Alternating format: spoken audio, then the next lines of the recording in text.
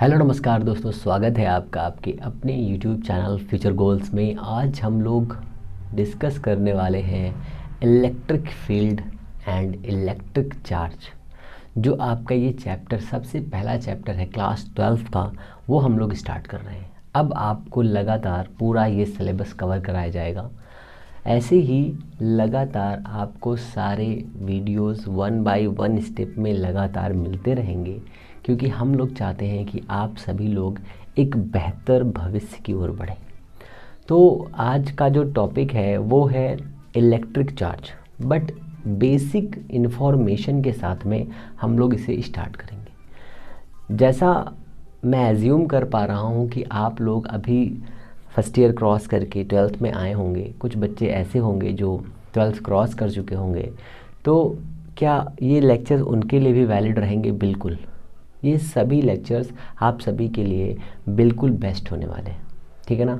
तो अगर आप चाहते हैं 12th में बेस्ट परफॉर्म करना, आप चाहते हैं नीट IIT में बेहतरीन परफॉर्म करना, और अगर आप चाहते हैं एयरफोर्स में X या Y ग्रुप में बेस्ट परफॉर्म करना, तो आपके लिए ये सारे लेक्चर्स जो मैं आपको प्रोवाइड करने वाला हूँ वो बेस्ट होंगे, ठीक है ना।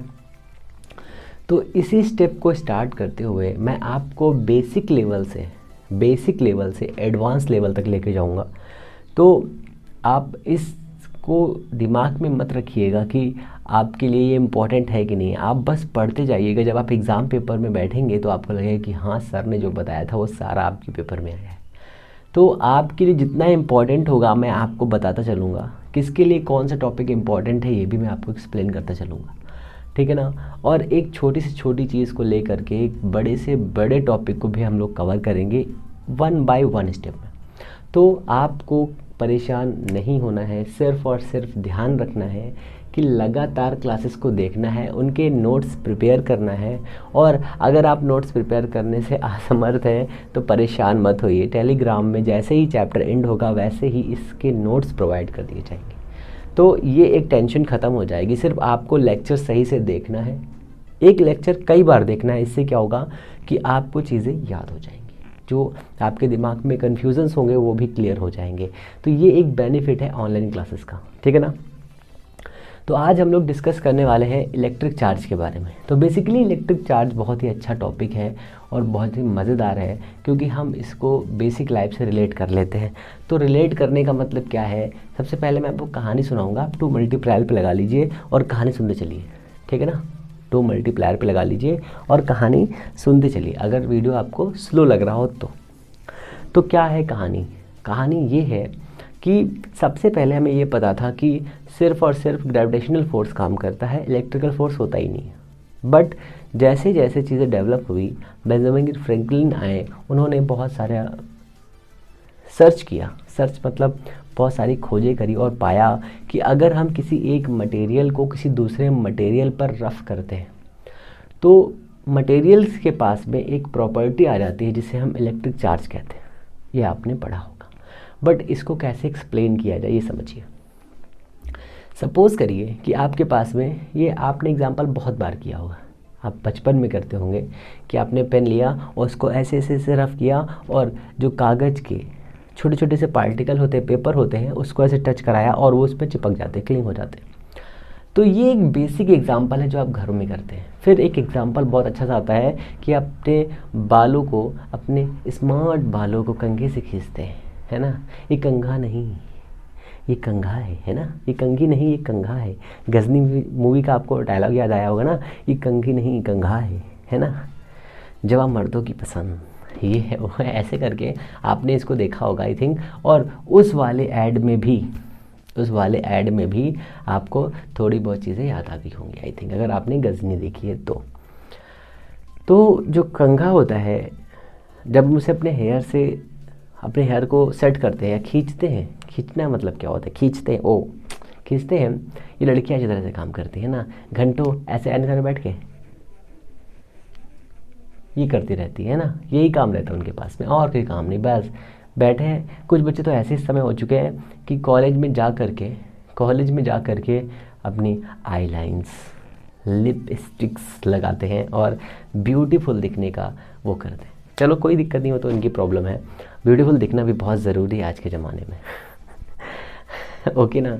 तो हमें क्या समझ में आया कि अगर जब हम किसी भी अपने कंघे से बाल को खींचते हैं और उसके कंघे को पेपर के जो स्मॉल पार्टिकल्स थिन पार्टिकल्स थे उनके सामने लेके आते हैं तो वो उसमें चिपक जाते हैं। ये कैसे हो रहा है? इस प्रॉपर्टी को देखकर आपको समझ में आता होगा कि कोई तो ऐसा फोर्स होगा जो इन पेपर के स्मॉल पार्ट को अपनी ओर खींचता होगा, मीन्स फोर्स लगाता होगा जिसकी वजह से चिपक जाते होगा, अट्रैक्शन फोर्स लगाता होगा। इसी प्रॉपर्टी के अकॉर्डिंग जो ये फोर्स लगता है इसे हम इलेक्ट्रिकल फोर्स कहते हैं। बेसिकली इलेक्ट्रिकल फोर्स एक फ्रिक्शनल फोर्स होता है। तो इलेक्ट्रिकल फोर्स को हिंदी में क्या कहते हैं?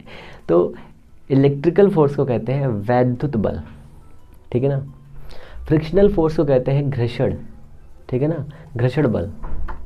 साथ में आपको ये भी याद रखना है जो फ्रिक्शनल फोर्स की वजह से जो इलेक्ट्रिकल फोर्स जनरेट होता है क्या सिर्फ फ्रिक्शन से होता है? बिल्कुल। और कोई रीज़न है जिससे ये बन सकता है? बिल्कुल बन सकता है। कंडक्शन से बन सकता है और इंडक्शन से बन सकता है। तो ये भी आपको छोटे टॉपिक याद रखने हैं। सर जब ये इलेक्ट्रिकल फोर्स बन रहा था कैसे बना? Due to frictional force. Frictional force की वजह से ज़्यादातर याद रखिए कि आपको इंग्लिश में वर्ड्स याद रखने की हैबिट होनी चाहिए। इससे क्या होगा, जब आप हायर क्लासेस में जाएंगे तो आपके लिए बेनिफिट रहेगा, ठीक है ना। आप कोशिश करिए कि इस एग्ज़ाम में जो आप एग्ज़ाम परफॉर्मेंस देने वाले हैं उसमें आप 85 या 90% के ऊपर स्कोर करें। इससे बहुत सारा फ़ायदा आपको होगा, बहुत सारा फ़ायदा। आपको ग्रेजुएशन करने के लिए और मास्टर्स करने के लिए बहुत सारा पैसा मिलेगा। इसके बारे में एक सेपरेट वीडियो बनाकर मैं आपको इंट्रोड्यूस कर दूंगा उससे, ठीक है ना। तो ये हमारा इतना हो गया। जैसे ही इलेक्ट्रिकल फोर्स क्रिएट होता है, कैसे बना? फ्रिक्शनल फोर्स की वजह से एक इलेक्ट्रिकल फोर्स बन गया। उस इलेक्ट्रिकल फोर्स के पास में एक ऐसी क्वालिटी आ गई जिससे वो छोटे छोटे पार्टिकल्स को, या जो पेपर होते हैं, जो इंसुलेटर्स होते हैं, डाइलेक्ट्रिक कांस्टेंट्स होते हैं, उन्हें अपनी ओर खींच लेता है, ठीक है। इस प्रॉपर्टी को डिफ़ाइन करने के लिए बेंजामिन फ्रैंकलिन ने बहुत सारा वर्क किया, कूलाम ने बहुत सारा वर्क किया और बताया कि पहले हमारा हिस्टोरिकल इलेक्ट्रोस्टैटिक का टॉपिक था उसके अकॉर्डिंग एक इलेक्ट्रोस्टैटिक सीरीज़ होती है। उस सीरीज़ में बहुत सारे मटेरियल्स होते हैं, जैसे मान लीजिए आपका ग्लास होता है, वूल होता है, एल्युमिनियम होता है, जिंक होता है और प्लास्टिक होता है, और ऐसे करके टेफ्लॉन, बहुत सारे मटेरियल्स होते हैं। इसका मतलब कि जो मटेरियल मैंने बताया वो क्या होते हैं? पहले मैं मटेरियल लिखता हूँ, है ना। मैंने क्या बताया आपको? ग्लास बताया मैंने आपको बताया ग्लास, ठीक है। फिर मैंने बताया आपको एल्युमिनियम, फिर मैंने आपको बताया जिंक, फिर मैंने आपको बताया प्लास्टिक या गोल्ड, फिर मैंने आपको गोल्ड बताया, फिर मैंने आपको बताया प्लास्टिक, फिर मैंने आपको बताया टेफ्लॉन। यहाँ पे रेशम भी ले लीजिए, आप चाहो तो यहाँ पे रेशम ले सकते हो, मतलब सिल्क, वूल भी ले सकते हो, सिल्क, वूल, फिर एल्युमिनियम, फिर जिंक। ये मैंने वो मटेरियल लिए जो आपके नेचर में आपको मिलते हैं, मतलब जल्दी मिल जाते हैं। आप यहाँ पे सिल्क भी ले सकते हैं, सिल्क, ये सिल्क है ना, वो सिल्क वाली मूवी नहीं है, सिल्क, ठीक है। इतना हो गया, इतना क्लियर है, आप समझिए। तो बेंजामिन फ्रैंकलिन ने जब इस पर बहुत सारा काम किया तो उन्होंने ये बताया, मतलब उन्होंने डीपली नहीं बताया, सिर्फ उन्होंने नाम दिया था। बेंजामिन फ्रैंकलिन ने सिर्फ नाम दिया था कि 2 चार्ज होते हैं, पॉजिटिव और निगेटिव। अभी इसके बारे में हम लोग समझेंगे। पहले समझो कि एक्चुअल में चीज़ें कैसे हो गई। जैसे ही हमने एक मटेरियल को दूसरे मटेरियल से रफ किया तो एक मटेरियल के पास में एक प्रॉपर्टी आ रही थी। उस प्रॉपर्टी की वजह से वो ऑब्जेक्ट पेपर के या किसी भी वुड के स्मॉल पार्टिकल्स को, जो बुरादा होता है ना, उसको अट्रैक्ट कर ले रहा था। अट्रैक्ट करने की वजह से इस वाले ऑब्जेक्ट के पास में अट्रैक्ट कर रहा था। इसका मतलब इसका कुछ है, इसका कुछ है का मतलब क्या है? फोर्स है। वो फोर्स कौन सा है? इलेक्ट्रिकल फोर्स है। इलेक्ट्रिकल फोर्स की वजह से वो उन पार्टिकल को खींच रहा था। कहेंगे सर ओके, सर कौन सा चार्ज था? तो दूसरा वाला जो मटेरियल था उसके पास भी एक ऐसी प्रॉपर्टी थी कि वो भी थिन पेपर्स को अपनी ओर अट्रैक्ट कर रहा था। इतना क्लियर हुआ? तो 2 ऑब्जेक्ट जिनको हमने आपस में रफ़ किया, रफ़ करने पे हम देख रहे हैं कि दोनों चार्ज हुए जा रहे हैं, ठीक है। दोनों चार्ज होने का मतलब ये है, अगर हम इलेक्ट्रॉनिक थ्योरी के पास पहुंच जाएं बिना एक्सप्लेन किए, तो हम ये कह सकते हैं कि एक पार्टिकल से दूसरे पार्टिकल के पास में इलेक्ट्रॉन पहुंच गया है, ठीक है ना। बट यहाँ पे हमें ऐसे समझना है कि हमारे पास में सपोज करिए ग्लास है, ये हमारे पास ग्लास की राड है, ग्लास की राड है हमारे पास में, और इसको हमने यहाँ पर हैंग कर दिया, लटका दिया है, ठीक है। और इसको हमने क्या किया, इस पर हमने एल्युमिनियम से रफ़ कर दिया, एल्युमिनियम से रफ़ कर दिया। जब एल्युमिनियम से हमने इसको रफ़ किया, यहाँ पे आप सिल्क भी लिख लीजिए, यहाँ पे आप सिल्क भी लिख लीजिए, सिल्क, ठीक है, फिर लिखिए एल्युमिनियम। हमने इसको सिल्क से रफ़ किया और फिर क्या किया हमने, इसी सिल्क को जिससे हमने रफ़ किया, इस सिल्क के पास इसी को लेकर के आते, तो हम देखते हैं कि ये जो है सिल्क की तरफ मुड़ जाती है, ये जो रॉड है वो सिल्क की तरफ मुड़ जाती है।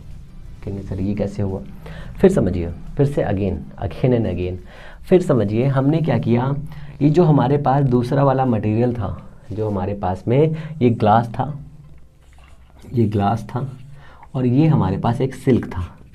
हमने सिल्क और ग्लास को आपस में रब किया, रब करने के बाद में हमने देखा कि ग्लास और सिल्क को पास लाने पर ग्लास सिल्क की ओर अट्रैक्ट हो रहा था, ठीक है। फिर हमने क्या किया, हमने फिर से इसको ऐसा ही प्रोसेस दिया।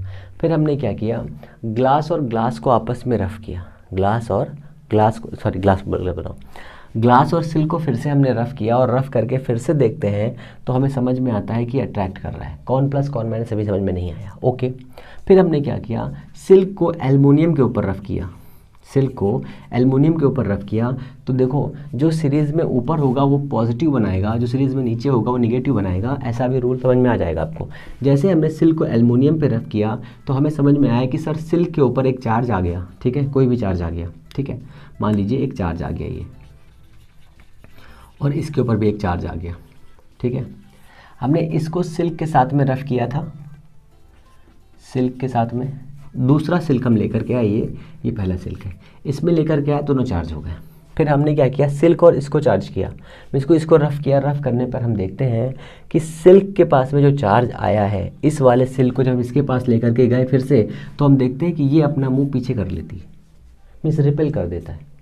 ये कैसे हो गया, ये कैसे हो गया, तो ऐसे ही लगातार हम इनको आपस में रफ़ करते गए। तो हमने देखा कि जब हम ग्लास और सिल्क को आपस में रफ़ करते हैं तो ग्लास पॉजिटिव बन जाता है, सिल्क निगेटिव बन जाता है। बट जब हम सिल्क और एल्युमिनियम को रफ़ करते हैं तो ग्लास और सिल्क और एल्युमिनियम में सिल्क पॉजिटिव बनता है और एल्युमिनियम निगेटिव बन जाता है, ठीक है, समझते रही बात को। जब हमने ग्लास और सिल्क को रफ़ किया तो ग्लास क्या बन गया, पॉजिटिव बन गया, ठीक है। और जब हमने सिल्क और एल्युमिनियम को रफ़ किया तो सिल्क पॉजिटिव बन गया, सिल्क पॉजिटिव बन गया। जैसे ही सिल्क पॉजिटिव बन गया, हम इस सिल्क को इस ग्लास के पास लेके गए, दोनों ने रिपेल कर दिया। तो हमें यहाँ से समझ में आया कि like charges repel each other. इसका मतलब क्या है, जो एक प्रकार के चार्ज होंगे एक दूसरे को प्रतिकर्षित करेंगे, रिपेल करेंगे, ठीक है, रिपेल ईच अदर, ये आपको याद रखना है। फिर आइए दूसरे टॉपिक पे। फिर हमने क्या किया, जब हमने ग्लास और सिल्क को आपस में रफ़ किया था तो ग्लास और सिल्क में सिल्क निगेटिव बना था। फिर हमने दूसरे सिल्क को इस एल्युमिनियम से रफ़ कराया तो एल्युमिनियम के पास में इस एल्युमिनियम की रॉड को हमने यहाँ लटका दिया ऐसे करके, ये एल्युमिनियम की रॉड है, ठीक है। सिल्क और एल्युमिनियम को रफ़ करने पर एल्युमिनियम के पास में निगेटिव चार्ज आ गया, ठीक है। और ग्लास और सिल्क को आपस में रफ़ करने पर जब हम यहाँ पे सिल्क लेकर के आते हैं, सिल्क का क्लॉथ लेकर के आते हैं, तो हम देखते हैं ये इधर भाग जाते हैं, ये निगेटिव था कि नहीं था, ये इधर भाग जाता है, ये इधर भाग जाता है एल्युमिनियम। तो हमें समझ में आया कि निगेटिव चार्ज भी एक दूसरे को रिपेल करते हैं। तो यहाँ लिखेंगे positive and positive repel each other and negative repel each other. इतना क्लियर है। फिर कहेंगे सर यहाँ पर ये अट्रैक्ट ही हो रहा था, तो जैसे ही हमने इन दोनों को आपस में रफ़ किया, रफ़ कराने के पास लेकर गए तो ये अट्रैक्ट होने लगे। तो यहाँ लिखेंगे unlike charges attract each other means positive and negative charge. तो यहाँ पे आपको दो कॉन्सेप्ट याद रखने हैं कि जो पॉजिटिव चार्ज होते हैं एक दूसरे को रिपेल करते हैं, निगेटिव चार्ज जो होते हैं एक दूसरे को रिपेल करते हैं। ज़्यादातर इंग्लिश में वर्ड्स को याद रखने की कोशिश करिए, लिखने के लिए आप हिंदी में लिख सकते हैं, कोई दिक्कत की बात नहीं है, ठीक है ना। जो हिंदी वाले हैं वो हिंदी में लिख लें, जो इंग्लिश वाले हैं वो इंग्लिश में लिख लें, ठीक है ना। ये इतना हो गया। और जो पॉजिटिव और निगेटिव होते हैं वो कैसे होते हैं, अट्रैक्ट करते हैं, खींचते हैं। ये तो सभी को पता होगा ना कि पॉजिटिव और निगेटिव वाले क्या करते हैं। सपोज़ कर लीजिए कि पॉजिटिव बॉयज़ होते हैं और निगेटिव गर्ल्स होती हैं, तो आपको पता है कि बॉयज़ और गर्ल्स आपस में एक दूसरे को अट्रैक्ट करते हैं। आपकी हिंदी साहित्य में बहुत सुंदर सुंदर सी कविताएं हैं, श्रद्धा और मनु की। उन कविताओं के बारे में कभी पढ़िए तो आपको मज़ा आ जाएगा। क्या मज़ा आ जाएगा, ऐसा मैं नहीं कह रहा हूँ, ऐसा किताबें कह रही हैं कि जब जब आप हिंदी साहित्य पढ़ते हैं तो हिंदी साहित्य में जो श्रृंगार रस का अद्भुत संकलन दिया गया है, उस संकलन को पढ़ के आपको मज़ा आ जाएगा। ठीक है। और आजकल के जो हिंदी फिल्म के गाने आते हैं ना, उन गानों में भी ऐसे ही दिखाई देता है, तेरे बिना जिया जाए ना, है ना। तो आपको ये चीज़ें याद रखनी है। तो ये आपका इतना हो गया। अब आपको याद रखना है कि ऊपर वाले मटेरियल को नीचे वाले मटेरियल के साथ रब करने पर ऊपर वाला मटेरियल प्लस हो जाएगा। सर कैसे हो रहा है प्लस, ही समझिए। सपोज़ करिए आपने ग्लास को सिल्क के साथ रब किया तो ग्लास का एक इलेक्ट्रॉन निकल के सिल्क के पास आ गया, ग्लास का एक इलेक्ट्रॉन निकल के सिल्क के पास आ गया। तो नंबर ऑफ इलेक्ट्रॉन और नंबर ऑफ प्रोटॉन किसी भी मटेरियल के पास में सेम होते हैं, किसी भी मटेरियल के पास में सेम होते हैं। ये भी हम इलेक्ट्रॉन थ्योरी में समझेंगे। ठीक है। तो आपको सिर्फ इतना याद रखिए पहले। ठीक है। जैसे इसमें से एक इलेक्ट्रॉन निकला तो ये पॉजिटिव हो गया और इसके पास ही निगेटिव हो गया। अब ये भी याद रखिए साथ में, जो पार्टिकल, जैसे मान लीजिए ये निगेटिव चार्ज हो गया था, तो इस निगेटिव चार्ज को हम क्या कहेंगे, इस निगेटिव चार्ज की वजह से ये जो पूरा एल्युमिनियम था, इसके पास में इलेक्ट्रॉन की क्या हो जाएगी, कमी हो जाएगी या अधिकता हो जाएगी। तो इसके पास में इलेक्ट्रॉन का क्या हो जाएगा, लॉस हो जाएगा या गेन हो जाएगा, बताइए। तो इसके पास में एक्सेस आ जाएगा, इलेक्ट्रॉन का एक्सेस हो जाएगा। ठीक है। और जो प्लस हो जाएगा उसके पास में क्या होगा, लॉस हो जाएगा इलेक्ट्रॉन का, इलेक्ट्रॉन लूज़ कर देगा। इलेक्ट्रॉन को लूज़ करेगा मीन्स लॉस हो जाएगा इलेक्ट्रॉन का, ये भी कह सकते हैं या डिके कह सकते हैं, ऐसे करके जो भी आपको अच्छा लगे वो कह सकते हैं। ठीक है ना। इतना क्लियर है, मैं साफ करता हूँ, आगे चलते फिर हम लोग, है ना। तो ये कॉन्सेप्ट बहुत ही सिंपल सा है, बेसिक इंट्रोडक्शन हम लोग कर रहे हैं। इस इंट्रोडक्शन के बाद में ये चीज़ें अच्छी लगेंगी। अभी तो आपको मज़ा आ रहा होगा, है ना। तो ये आपका इतना है बेसिक सा, यहाँ से क्वेश्चंस बहुत कम बनते हैं। ठीक है। अभी हमें समझना है कि ये जो हमने आपको बताया है, बेसिक से मटेरियल से बताए हैं, इसको हम कैसे मेज़र करें। कोई डिवाइस है क्या मेज़र करने के लिए? तो बिल्कुल डिवाइस है मेज़र करने के लिए। उस डिवाइस का नाम है इलेक्ट्रोस्कोप, उस डिवाइस का नाम है इलेक्ट्रोस्कोप। ठीक है। इलेक्ट्रोस्कोप कैसे वर्क करता है ये मैं आपको बताता हूँ, इसका कंस्ट्रक्शन क्या है ये मैं बताता हूँ, जिससे आप ईजी वे में से समझ सकें। ठीक है। और कोई बहुत बड़ी चीज़ नहीं है इलेक्ट्रोस्कोप, बहुत ही सिंपल सा है। तो इलेक्ट्रोस्कोप क्या करता है, किसी भी मटेरियल के पास में मटेरियल चार्ज है या नहीं है ये बताता है। कैसे डिज़ाइन होता है ये भी देख लीजिए। सपोज़ करिए आपके पास में एक गैस ट्यूब बोल रहा हूँ, एक आपके पास कंटेनर है, एक आपके पास में कंटेनर है। ठीक है। इस कंटेनर के अंदर यहाँ पर इसका ओपनिंग है। इस ओपनिंग के पास में यहाँ पर एक इंसुलेटर वायर लगा हुआ है, जैसे होता नहीं है ढक्कन टाइप का लगा रहता है। ठीक है। और इसके साथ में यहाँ पर एक मेटल की डिस्क लगी हुई जो इसके अंदर से होते हुए यहाँ तक आई है, ये। ठीक है। और इस डिस्क के साथ में एल्युमिनियम फॉइल की दो पतली सी पन्नियाँ लगी हुई हैं, फन्नियाँ मीन स्ट्रिप्स लगे हुए हैं पतले पतले से, ये एक स्ट्रिप ये दूसरी स्ट्रिप। ठीक है ना। ऐसा स्ट्रिप लगा हुआ है, किसका, एल्युमिनियम का या सिल्वर का, जिसका आप चाहें उसका ले सकते हैं। यहाँ पर हमने एक डिस्क लगा दी, ऐसे डिस्क लगा दी। अब कहेंगे सर इसको कवर क्यों कर दिया गया? कवर इसलिए कर दिया गया क्योंकि इसके अंदर ये बहुत हल्की सी स्ट्रिप होती है, जिसकी वजह से इसमें हम चार्ज को आसानी से देख सकें कौन सा चार्ज इसके अंदर है। तो हमने इसको कवर कर दिया जिसके इसके अंदर हवा ना जा सके। तो हमने यहाँ पे क्या लिख दिया, एक गैस चैम्बर है। ठीक है। गैस चैम्बर, ये इतना हो गया। अब आपको ये पता होगा कि अगर हमारे पास में, अब ये पढ़ाने से पहले मैं थोड़ा सा और आपको ये समझाता हूँ कि सर अगर हमारे पास ये ग्लास था, कोई भी एक मटेरियल था, मान लीजिए ग्लास का एक पीस है, इसके पास में पॉजिटिव चार्ज है। ठीक है। इसके पास में पॉजिटिव चार्ज है और बहुत सारा पॉजिटिव चार्ज है। पॉजिटिव चार्ज कैसे बनाएंगे आप? पॉजिटिव चार्ज कैसे बनाएंगे? ग्लास का ट्यूब लेंगे, उस ग्लास के ट्यूब पर कस के रगड़ते जाएंगे, सिल्क रगड़ते जाएंगे। जैसे रगड़ते जाएंगे तो ग्लास क्या हो जाएगा, पॉजिटिव होता जाएगा। ये ग्लास का ट्यूब हो गया। इस ग्लास के ट्यूब के पास में हमने एक मटेरियल रख दिया सर, कौन सा, ग्लास ही रख दिया हमने ऐसे करके। दूसरा ग्लास रख दिया, पर इसके पास कोई चार्ज नहीं था, इसके पास टोटल चार्ज था, इसके पास कोई चार्ज नहीं था। तो क्या हुआ, इसको देख करके यहाँ पर कुछ चार्ज अपने मन से डेवलप हो गया। कैसे, कहते हैं दिखावे का जीवन अपना लिया इसने। तो यहाँ पर कुछ चार्ज बन गया, पर क्या चार्ज बनेगा, अपोजिट। यहाँ पर प्लस दिया तो यहाँ पर बनेगा माइनस, यहाँ पर बन गया माइनस चार्ज, निगेटिव चार्ज बन गया यहाँ पे। और जितना चार्ज यहाँ पर बनेगा उतना ही पॉजिटिव चार्ज यहाँ पर बन जाएगा, ठीक है, यहाँ पर पॉजिटिव चार्ज। इस एक्शन को हम कहते हैं इंडक्शन कहते हैं। इस एक्शन को हम इंडक्शन कहते हैं। इसमें क्या होता है, हम मटेरियल को, जो हमारे पास चार्ज बॉडी होती है, उस चार्ज बॉडी को एक दूसरे नॉन चार्ज बॉडी के पास में लेके जाते हैं, मीन्स अनावेशित पदार्थ के पास में लेके जाते हैं, मटेरियल के पास में लेके जाते हैं और देखते हैं कि उसमें क्या एक्शन हो रहा है। तो हम ये देखते हैं कि उसमें ऐसा एक्शन हो रहा है कि इस चार्ज बॉडी की वजह से जो अनचार्ज मटेरियल है वो भी चार्ज हो गया है, बट उसका net charge, sir net charge क्या होता है, तो नेट चार्ज आपने फर्स्ट ईयर में पढ़ा हुआ होगा कि नेट फोर्स 0 हो गया। जब अपोजिट टाइप की, ये प्लस है ये माइनस है, दो फोर्स ऐसे काम कर रहे हैं, दोनों की वैल्यू सेम है तो काम करते हैं, तो नेट फोर्स 0 हो जाता है। वैसे ही नेट चार्ज मीन्स प्लस का 10 हो प्लस माइनस का 10 हो, दोनों का सम करोगे तो कितना आएगा, नेट चार्ज 0 हो जाएगा। तो यहाँ पर नेट चार्ज 0 हो गया। जैसे ही नेट चार्ज इसका 0 हो जाएगा, बट यहाँ पर ये मटेरियल कैसा हो गया, ये मटेरियल हो चुका है आपका इंड्यूस्ड। ये कैसा हो गया, मटेरियल इंड्यूस्ड हो गया।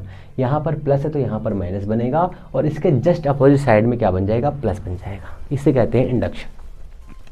इस एक्शन को ऐसे भी एक्सप्लेन कर सकते हैं कि अगर हमारे पास ये मटेरियल दिया हुआ है, ये निगेटिव चार्ज है, ठीक है, ये निगेटिव चार्ज है, और इसके पास में हमने एक न्यूट्रल मटेरियल रखा जिसकी वजह से यहाँ पर निगेटिव बना हुआ है, तो यहाँ पर सब पॉजिटिव बन जाएगा, ठीक है, और यहाँ पर निगेटिव बन जाएगा, बट आपको ये याद रखना है कि इन दो मटेरियल्स को आपस में टच नहीं कराना है। टच करा देंगे तो चार्ज नहीं बनेगा, इंडक्शन नहीं होगा, ठीक है ना। इंडक्शन को हिंदी में स्वप्रेरण मतलब प्रेरण कहते हैं, प्रेरण, ठीक है। यहाँ पर आपका हो गया, ये प्लस की वजह से यहाँ पर माइनस बनेगा, इस माइनस और प्लस की वजह से इसके बीच में एक इलेक्ट्रोस्टैटिक फोर्स काम करेगा, ठीक है ना। इलेक्ट्रोस्टैटिक फोर्स काम करेगा, जो यहाँ पर स्ट्रांग होगा और यहाँ पर वीक होगा, यहाँ पर भी इलेक्ट्रोस्टैटिक फोर्स काम करेगा, जो यहाँ पर स्ट्रांग होगा और यहाँ पर वीक होगा। इस एक्शन को हम क्या कहते हैं, इंडक्शन कहते हैं, ठीक है ना। इतना क्लियर हो गया। अब सपोज करिए हम ये हमारे पास ग्लास की रॉड है, ये ग्लास की रॉड है, ठीक है, और ये हमारे पास एक सिल्क का क्लॉथ है, सिल्क है, ठीक है, और ये हमारे पास एक एल्युमिनियम की रॉड है, एल्युमिनियम की रॉड है। तो सबसे पहले हम इस ग्लास की रॉड को लेकर के यहाँ पर आते हैं, टच कराते हैं, तो यहाँ पर कोई एक्शन नहीं होता है, पहली कंडीशन। सिल्क को लेकर जाते हैं, कोई एक्शन नहीं होता है, कोई चार्ज नहीं, इसको लेकर जाते हैं, चेक करते हैं, कोई एक्शन नहीं, ठीक है। आप समझिए क्या होता है, जब हम इस सिल्क को इससे रफ़ करते हैं, रफ़ करने के बाद में हम देखते हैं, हमें पता है क्योंकि अभी हम लोगों ने थ्योरी पढ़ी है कि जब हम इसको रफ़ करते हैं तो इसके पास में पॉजिटिव चार्ज आता है, इसके पास में निगेटिव चार्ज आता है, और रफ़ करने के बाद में इस मटेरियल को ऐसे ला करके यहाँ पे टच कराते हैं। जैसे ही हम टच कराते हैं तो हम देखते हैं कि ये जो स्ट्रिप दी है, ये ऐसे ना होकर के ऐसे फैल जाती है, ये ऐसे हो जाती है, ठीक है ना, ये ऐसे हो जाती है, वहाँ पहुँच जाती है, ठीक है। क्यों, क्योंकि इसके पास में ग्लास को हमने जब यहाँ पे टच करेंगे ऐसे करके, ये हमने ग्लास को टच किया तो यहाँ पर पॉजिटिव चार्ज आ जाएगा, ये पॉजिटिव चार्ज इससे कनेक्ट होता हुआ यहाँ पर आ जाएगा, और पॉजिटिव चार्ज क्या करते हैं, एक दूसरे को रिपेल करते हैं, रिपेल करेंगे तो दूर हो जाएगा। ऐसा होगा कि नहीं होगा। ये हो गया पहला एक्शन। दूसरा एक्शन में आइए, जब हम सिल्क रॉड को लेके जाते हैं इसके पास में, तो सिल्क रॉड में क्या हो जाता है, ये एक्शन ऐसा हो जाता है कि ये भी निगेटिव और ये भी निगेटिव दूर हो जाते हैं, और ये रॉड यहाँ पर आ जाती है, और यहाँ पे जो डिस्क दी हुई है वो निगेटिव चार्ज हो जाती है, ठीक है। डिस्क किसकी बनी है, मेटल सरफेस की बनी हुई, ये ऐसा हो जाता है। फिर बहुत ध्यान समझिए, ये कंडीशन नंबर 1 है, ये कंडीशन नंबर 2 है, ठीक है। जैसे ही इस सिल्क को हम एल्युमिनियम से रफ करते हैं, कंडीशन नंबर 2 पे आइए, जैसे ही हम इस सिल्क को, इसको हटा दिया मैंने, अब इस सिल्क को, अच्छा यहाँ पे लिखा दीजिए, अब इस सिल्क को हम इससे रफ करते हैं तो सिल्क बनेगा पॉजिटिव और एल्युमिनियम बनेगा निगेटिव, अब सिल्क को हम फिर से इस वाले के पास लेके जाते हैं, तो हम देखते हैं कि जो स्ट्रिप ऐसे थी वो स्ट्रिप अब जा कर के फिर से ऐसे हो गई, मीन्स अपनी एक्चुअल कंडीशन पे आ गई। मतलब क्या था, तो हमें समझ में आया कि यहाँ पर चार्ज ज़ीरो हो गया। फिर समझिए, जब ये हमने ऐसा किया तो ऐसा हुआ। एल्युमिनियम को हम लेकर के यहाँ पे टच कराते हैं तो हम देखते हैं कि ये जो सिल्क की रॉड ऐसे में थी वो कैसा हो गया, वो फिर स्ट्रेट लाइन पे आ गया। मीन्स यहाँ पर भी नेट चार्ज जीरो हो गया, यहाँ पर भी नेट चार्ज जीरो हो गया। समझ में आया मतलब कुछ? तो ये है हमारा इलेक्ट्रोस्कोप। ये हमारा क्या है, इलेक्ट्रोस्कोप। इलेक्ट्रोस्कोप से हम क्या मेज़र करते हैं, मेज़र करते हैं चार्ज, कोई बॉडी चार्ज है या नहीं है, कोई बॉडी चार्ज है या नहीं है, ये हम लोग मेज़र करते हैं। ठीक है ना। दूसरी कंडीशन पे आइए, कंडीशन नंबर 2। कंडीशन नंबर 2 में क्या है, कंडीशन नंबर 2 में ये है कि हम एक निगेटिव चार्ज बॉडी, एक ये निगेटिव चार्ज बॉडी, हो देखो प्लस एंड दोनों बना दो, निगेटिव चार्ज बॉडी यहाँ पे लेके जाते हैं, यहाँ पर लेकर के आते हैं और इसे टच नहीं कराते हैं, इसे टच नहीं कराते। तो हम देखते हैं कि जैसे ही हम यहाँ निगेटिव लेकर के आए, जैसे ही हम यहाँ पर निगेटिव लेकर के आते हैं, वैसे ही यहाँ पर क्या होता है, वैसे ही ये वाला जो है इंडक्शन की वजह से पॉजिटिव हो जाता है, इंडक्शन की वजह से पॉजिटिव हो जाता है। और इस इंडक्शन की जो पॉजिटिव होगा, इसकी वजह से ये जो स्ट्रिप है वो ऐसे फैल जाती है, ऐसे फैल, यहाँ पर सब निगेटिव हो जाता है। समझ में आया? देखो मैं टच नहीं कराया, फिर भी यहाँ पर पॉजिटिव चार्ज आ गया। तो ये हमें समझ में आता है, इस एक्शन से हमें समझ में आता है कि हाँ, कोई दो मटेरियल्स जब हम पास में रखते हैं और बहुत ही क्लोज रख देते हैं, बट एक बॉडी चार्ज होती है, एक बॉडी अनचार्ज होती है, तो उनके बीच में इंडक्शन फोर्स काम करता है। ठीक है ना। इंडक्शन फोर्स आप आगे चैप्टर्स में पढ़ेंगे बहुत ही डीपली। तो इंडक्शन भी काम करता है। सोचिए सोचिए, एक मेरे मित्र हैं राहुल, ठीक है ना, आप जानते भी होंगे आप सभी लोग। तो अगर राहुल को किसी लड़की के बगल में बैठा दिया जाए तो राहुल कांपने लगता है ना, जैसे होता नहीं है कि करंटवा लग गया। तो वो वाला एक्शन भी आप यहाँ पर इमेजिन कर सकते हैं कि अगर किसी लड़के को आप किसी लड़की के बगल में बैठा देते हैं और जिस लड़के ने कभी भी लड़की के बगल में बैठे ना हो, तो क्या हो सकता है उसके साथ में? चलो सोचो क्या हो सकता है ना, थिंक अबाउट दिस, है ना। तो मूवीज़ में भी ऐसा होता है, जो कोई एक हीरो होता है वो लड़की के बगल में बैठ जाता है, ठीक है, लड़की के बगल बैठ जाता है और लड़का कांपने लगता है, ऐसे ओ ये क्या हो रहा है, ये क्या हो रहा है, ये क्या हो रहा है ना। ऐसे करके भी बहुत सारे एक्शंस को आप इससे डिनोट कर सकते हैं। इससे क्या होगा, आप इससे हर चीज़ को ईजी वे में याद कर सकते हैं, है ना, ईजी वे में याद कर सकते हैं। बट इस चीज़ों का गलत इंडिकेशन ना ले तो बहुत अच्छा रहेगा। इतना क्लियर है? इतना क्लियर है? बताइए, चले आगे? चलिए बहुत अच्छे, ओके आगे चलते हैं ना। तो ये हमारा है अभी तक का बेसिक कॉन्सेप्ट। इलेक्ट्रोस्कोप हो गया आपको आपको नहीं, इलेक्ट्रोस्कोप टॉपिक हो गया है और ये बेसिक इंट्रोडक्शन चल रहा है अभी तो, है ना। अब हम लोग चलते हैं इलेक्ट्रॉनिक थ्योरी के ऊपर। तो आप ये सोचिए कि हमारे पास कितने टाइप के चार्ज हैं। हमारे पास दो टाइप के चार्ज हैं। There are two type of charge. कौन सा? First is a positive charge, second is a negative charge. ठीक है। और चार्ज कैसे बनाते हैं बताइए। अब क्वेश्चन पूछा गया आपसे, बताइए चार्ज बनाना है तो कैसे बनाएंगे? तो कहेंगे सर रफ करके। ठीक है। चार्ज कैसा फोर्स होता है? एक फ्रिक्शनल फोर्स होता है। ठीक है। क्या सिर्फ फ्रिक्शनल होता है? नहीं, कंडक्शन फोर्स भी होता है, इंडक्शन फोर्स भी होता है। ठीक है, ये भी आज आपको याद रखनी है। अब आते हैं इलेक्ट्रॉनिक थ्योरी पे। अच्छा, इलेक्ट्रॉनिक थ्योरी कब आई? जब जे थॉमसन ने इलेक्ट्रॉन की खोज कर दी। जैसे इलेक्ट्रॉन की खोज हुई वैसे एक नया रिवोल्यूशन आ गया। रिवोल्यूशन आने का मतलब ये था कि जैसे ही एटम की खोज हो गई, एटम के बाद इलेक्ट्रॉन की खोज हो गई, तो इलेक्ट्रॉन की थ्योरी से हम लोग एक्सप्लेन करने लगे कि चार्ज कैसे काम करेगा। तो हमारे पास, हमें पता है कि हमारे पास सभी एटम्स जो फ्री स्टेट में होते हैं वो न्यूट्रल होते हैं, फ्री स्टेट में न्यूट्रल होते हैं। जैसे ही उन्हें एक एक्सटर्नल फोर्स मिलता है तो वो आयोनाइज्ड हो जाते हैं। ऐसा हम लोग पढ़ते हैं बेसिकली। अब हम यहाँ पे समझते हैं। तो इलेक्ट्रॉन थ्योरी के अकॉर्डिंग अगर हमने एक एटम ले लिया, वो एटम है नाइट्रोजन का। नाइट्रोजन के पास में 7 इलेक्ट्रॉन्स होते हैं। नाइट्रोजन के पास में 7 इलेक्ट्रॉन्स होते हैं। उनका एटॉमिक नंबर 7 होता है, प्रोटॉनिक नंबर भी 7 होता है। तो नंबर ऑफ इलेक्ट्रॉन कितने हैं इसके पास में? नंबर ऑफ इलेक्ट्रॉन है इसके पास में 7। नंबर ऑफ प्रोटॉन कितने हैं? 7। इतना है कि नहीं है? कहेंगे सर है।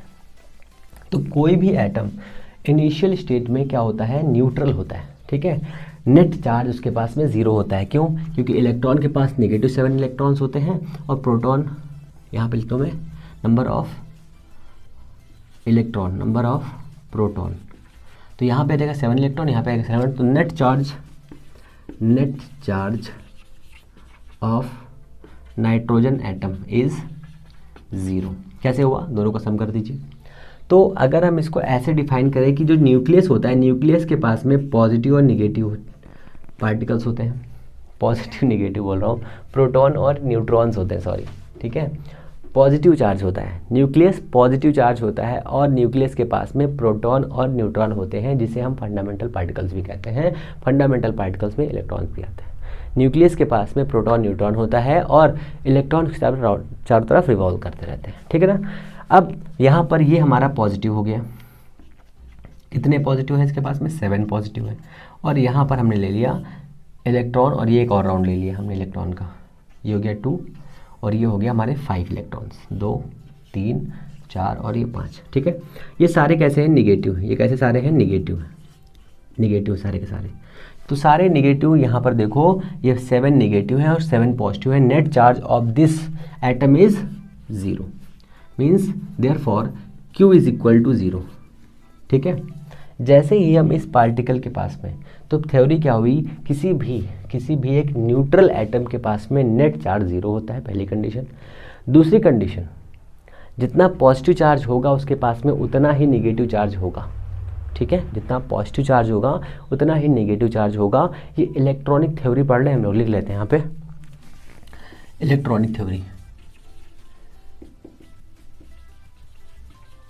ठीक है, या इलेक्ट्रॉनिक प्रिंसिपल थ्योरी। देखो मैं क्या लिख रहा हूँ यहाँ पे, थ्योरी, ठीक है ना।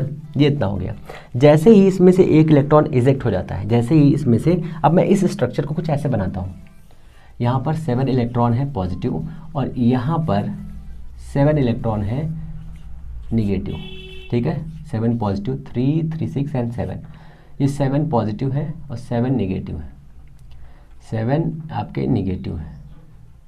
Electron electron electron, negative negative negative negative negative negative negative. अब नेट चार्ज इसके पास भी कितना है अभी, Q is equal to 0, net charge. जैसे ही इसमें से एक इलेक्ट्रॉन यहाँ से निकलता है, ठीक है, जैसे ही यहाँ से एक इलेक्ट्रॉन निकलता है तो इसके पास अब आफ्टर रबिंग नेट चार्ज कितना हुआ, +1। समझ में आया कैसे हो गया, +1 की जगह पे लिखेंगे +1 इलेक्ट्रॉन, ठीक है। कैसे हुआ देखो, यहाँ पे +7 था, +7 electron -7 electron is equal to 0। But अब कंडीशन क्या है, अब आपके पास में क्या है, Q is equal to +7 electron तो है, बट माइनस का 6 इलेक्ट्रॉन बचा है यहाँ पर। यहाँ से एक इलेक्ट्रॉन निकल तो गया है ना, 1 2 3 4 5 6, एक 7वां इलेक्ट्रॉन था ना हमारे पास में। जैसे इसमें से एक इलेक्ट्रॉन निकला तो यहाँ पे नंबर ऑफ इलेक्ट्रॉन कितना, 6 बचे, तो यहाँ पे टोटल इलेक्ट्रॉन कितना हो जाएगा, 7 electron -6 electron equal to Q। इतना करना था, सिंपल था, कोई दिक्कत नहीं थी। इस हिसाब से आप इसको ईजी वे में समझ सकते हैं, इस हिसाब से आप इसे ईजी वे में समझ सकते हैं। अच्छा, ये हमारे पास इतना हो गया, ये हमारे पास इतना हो गया, तो यहाँ पर चार्ज कितना आया, यहाँ पर चार्ज आया 1 इलेक्ट्रॉन प्लस, ठीक है। क्योंकि सर जो इलेक्ट्रॉन गया वो गया कहाँ, ठीक है। हमने मान लिया कि ये इलेक्ट्रॉन एक कार्बन नहीं, ऑक्सीजन ले लेते हैं, हाँ ऑक्सीजन ले लेते हैं। ऑक्सीजन के पास में नंबर ऑफ इलेक्ट्रॉन होते हैं 8, नंबर ऑफ प्रोटॉन होते हैं 8, ठीक है। ये हो गया नंबर ऑफ इलेक्ट्रॉन, ये हो गया नंबर ऑफ प्रोटॉन, दोनों होते हैं ऑक्सीजन के पास में। जैसे ही ये एक इलेक्ट्रॉन ऑक्सीजन के पास जाता है तो ऑक्सीजन के पास में इलेक्ट्रॉन क्या हो जाता है, एक्सेस हो जाता है इलेक्ट्रॉन का। तो इसके पास में, ऑक्सीजन के पास में एक इलेक्ट्रॉन एक्स्ट्रा आ गया, तो नंबर ऑफ इलेक्ट्रॉन कितने हो गए ऑक्सीजन के पास में, इलेक्ट्रॉन कितने हो गए 9, और नंबर ऑफ प्रोटॉन कितने थे 8।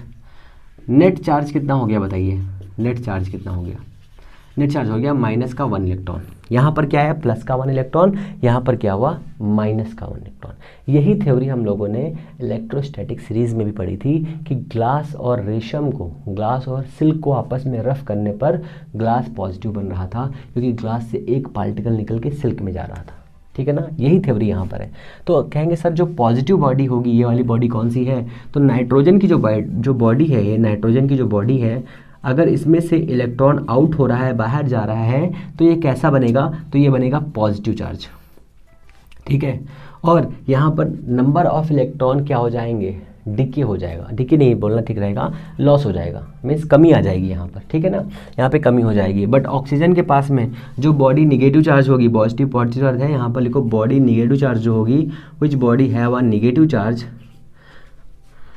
Then this body have excess of electrons, means electron की अधिकता हो जाएगी। जो बॉडी नेगेटिव चार्ज होगी उसके पास में नंबर ऑफ इलेक्ट्रॉन ज़्यादा होंगे, जो बॉडी पॉजिटिव चार्ज होगी उसके पास में नंबर ऑफ इलेक्ट्रॉन कम होंगे, ठीक है। अब कहेंगे सर क्या प्रोटॉन का भी ट्रांसफ़र हो सकता है? नहीं, प्रोटॉन का ट्रांसफ़र नहीं हो सकता। क्योंकि प्रोटॉन का ट्रांसफ़र नहीं हो सकता क्योंकि प्रोटॉन एक बहुत हैवी पार्टिकल होता है और वो न्यूक्लियस में, मतलब सेंटर में, एटम के सेंटर में होता है, इसलिए वहाँ से कोई भी प्रोटॉन नहीं निकाल सकते, है ना।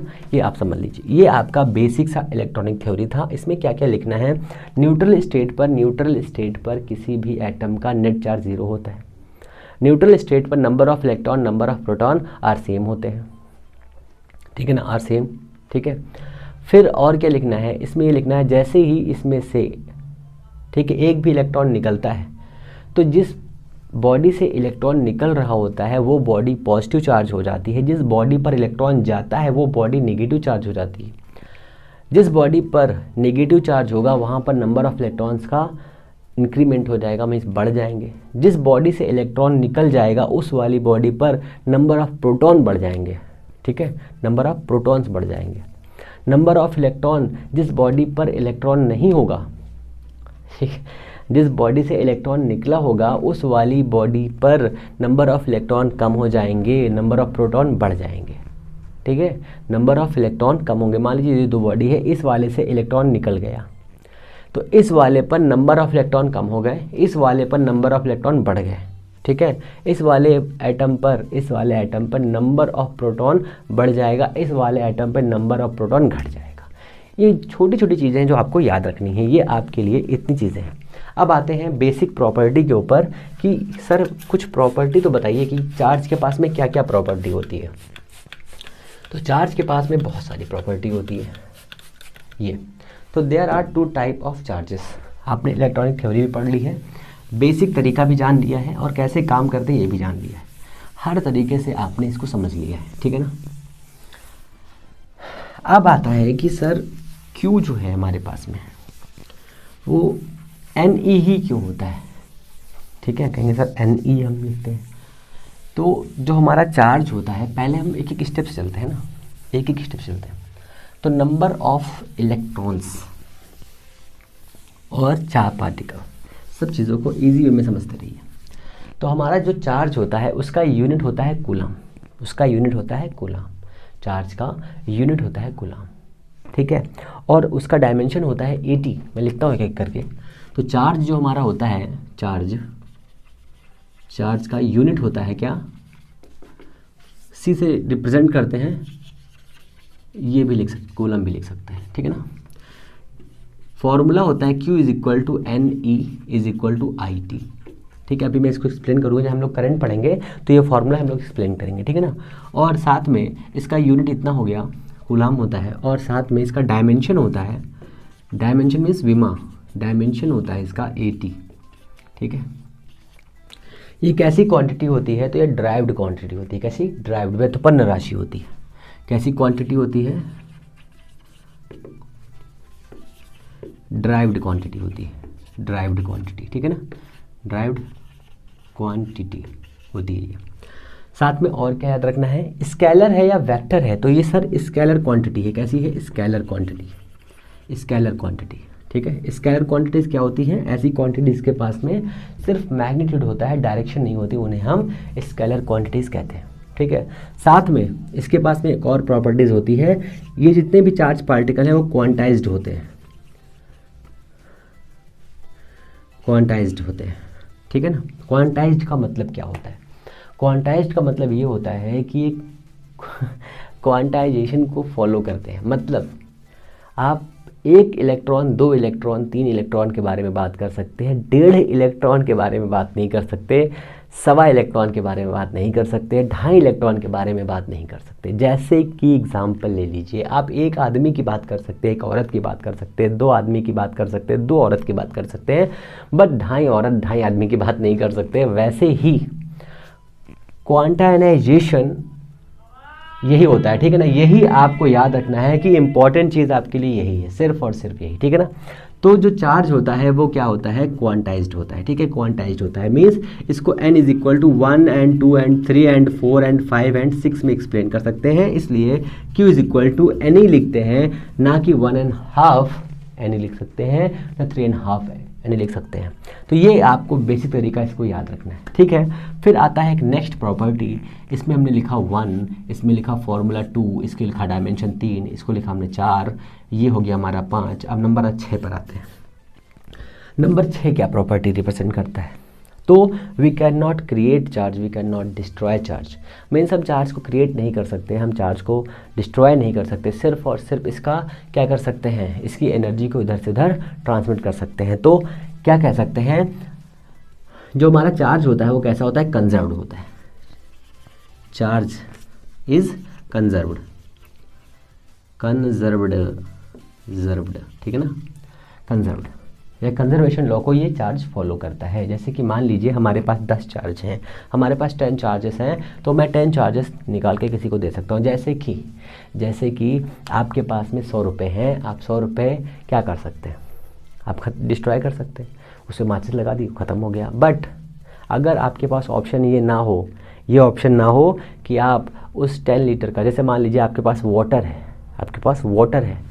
कौन सा वाटर, पीने वाला वाटर, ठीक है, 1 लीटर वाटर है, क्या उस वाटर को आप डिस्ट्रॉय कर सकते हैं, नहीं कर सकते। कुछ बच्चे कहेंगे सर कर सकते हैं, हम तो उसमें आग लगा देंगे, धुआं बना देंगे, ये कर देंगे, तोता उड़ा देंगे। अबे पागल गधो, कैसे कर दोगे, सोचो। लगाओ धुआं में आग, पानी को आपने बॉयल किया, बॉयल करने के बाद एटमॉस्फेयर में जाएगा, एटमॉस्फेयर में जाने के बाद में उसकी रेन हो जाएगी, फिर अर्थ पे आ गया, अर्थ पे आएगा, फिर वही प्रोसेस स्टार्ट हो जाएगी।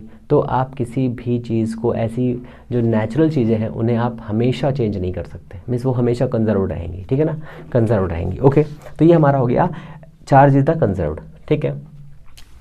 बहुत सारी प्रॉपर्टीज़ हैं, बेसिक प्रॉपर्टीज़ पढ़ेंगे हम लोग। 7 प्रॉपर्टी में क्या आ जाएगा कि जो चार्ज होता है, जो चार्ज पार्टिकल होता है वो कैसा होता है, क्या वो जो मैटर होता है, मीन्स जो हमारे पास पदार्थ होता है, द्रव्य होता है, मैटर, ठीक है ना, उस पर डिपेंड करता है, क्या उसमें एग्जिस्ट करता है, क्या उसमें रहता है, क्या उसके फंडामेंटल लॉज को फॉलो करता है, ऐसे सोच सकते हैं। तो अगर हमारे पास कोई एक मटेरियल है, मान लीजिए एक मटेरियल है, इसके पास मास है m, इसके पास मास है m, तो क्या ये मास जो m मास है, क्या इसके पास में चार्ज हो सकता है, बिल्कुल हो सकता है, ठीक है। बट एक स्पेसिफिक कंडीशन में इसके पास चार्ज रह सकता है। तो किसी भी मैटर के पास में चार्ज होना या ना होना वो नहीं है, ठीक है ना।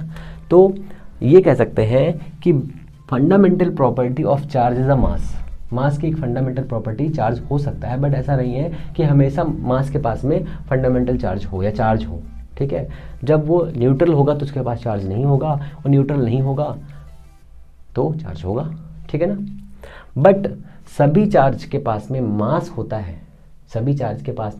है, पर सभी मासेस के पास में चार्ज नहीं होता, ये भी याद रखिए, ठीक है ना, ये चीज़ आपको याद रखनी है। फिर कहेंगे सर एक, हाँ, mass have not charge, mass have charge, है ना, दोनों लिख दिया मैंने, हैव चार्ज मीन्स चार्ज हो सकता है और नहीं भी हो सकता है, ठीक है ना। 8 नंबर में आ जाइए। 8 नंबर में क्या हो जाएगा, 8 नंबर में आपको याद रखना है कि जो रेस्ट मास होता है उसके पास चार्ज नहीं होता। Rest mass have not charge, rest mass have not charge, ठीक है ना। रेस्ट मास के पास में चार्ज नहीं होता, ये भी आपको याद रखना है, सिंपल तरीके से याद रखिए, इतना डीपली आपसे पूछेगा नहीं, फिर भी आपको पता होना चाहिए, ठीक है ना। ये एक बेसिक तरीका है। फिर आ जाइए आगे 9 नंबर में क्या पढ़ेंगे, तो जो हमारे पास इंसुलेटर मटेरियल्स होते हैं, सेमीकंडक्टर्स होते हैं, मैं लिखता हूँ थोड़ा सा, आपने 10th में पढ़ा होगा, कंडक्टर पढ़ा होगा आपने, कंडक्टर एक इंसुलेटर पढ़ा होगा और एक पढ़ा होगा सेमीकंडक्टर। तो जो कंडक्टर होते हैं वो क्या होते हैं, नंबर ऑफ इलेक्ट्रॉन्स में ज़्यादा होते हैं, इसमें नंबर ऑफ इलेक्ट्रॉन नहीं होते हैं। और स्पेशल कंडीशन पर सेमीकंडक्टर्स कभी करंट को फ्लो होने देते हैं और कभी फ्लो नहीं होने देते हैं। यही आपने अभी तक पढ़ा है। बट जब हम लोग 12th में आएंगे तो सेमीकंडक्टर में नंबर ऑफ फ्री इलेक्ट्रॉन्स के बारे में पढ़ेंगे। नंबर ऑफ फ्री इलेक्ट्रॉन्स में ज़्यादा होंगे, नंबर ऑफ चार्ज कैरियर्स ज़्यादा होंगे। तो यहाँ पे लिखेंगे नंबर ऑफ चार्ज, कितने होंगे, मच होंगे। इसमें नंबर ऑफ चार्ज कैसे होंगे, मच लेस होंगे, है ना, नंबर ऑफ चार्ज, ठीक है। चार्ज कैरियर्स इसमें क्या होंगे, मॉडरेट लेवल में होंगे,